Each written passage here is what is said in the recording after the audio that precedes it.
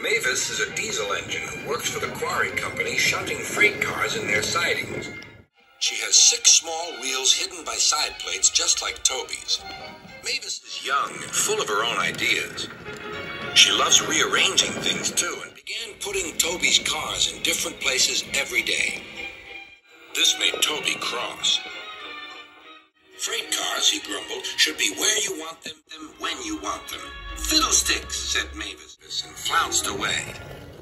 At last, Toby lost patience. I can't waste time playing hunt the cars with you. Take them yourself. Mavis was pleased. Taking cars made her feel important. At the station, Diesel oiled up to her. Toby's an old fusspot, she complained. Diesel sensed trouble and was delighted.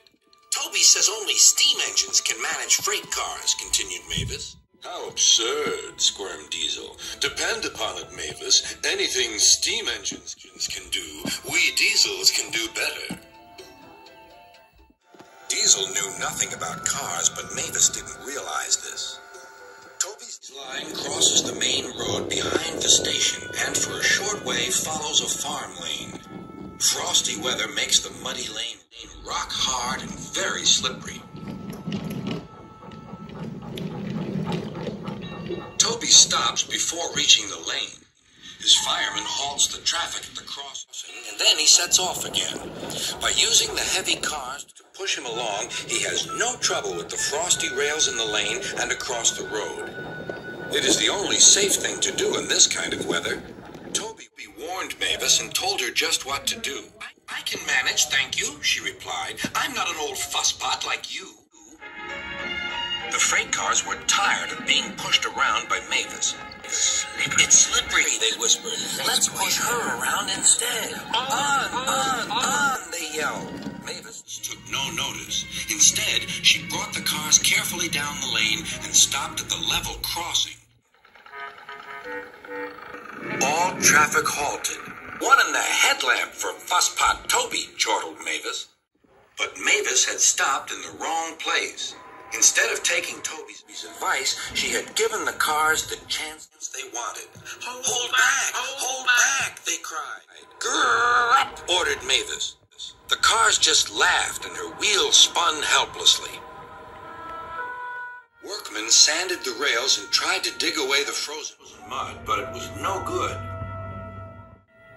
Everyone was impatient. Grrr, wailed Mavis. Toby was in the yard when he heard the news. I warned her, he fumed.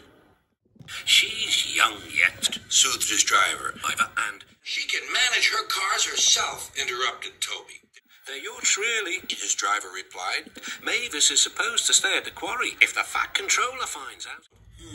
Yes, said Toby thoughtfully. He and his driver agreed that it would be best to help Mavis after all.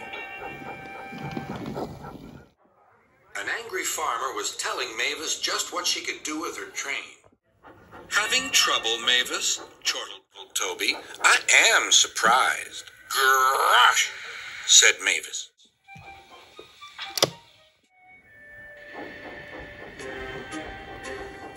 With much puffing and wheel slip, Toby pushed Mavis and the freight cars back. The hard work made his fire burn fiercely, and his firemen spread hot cinders to melt the frozen mud.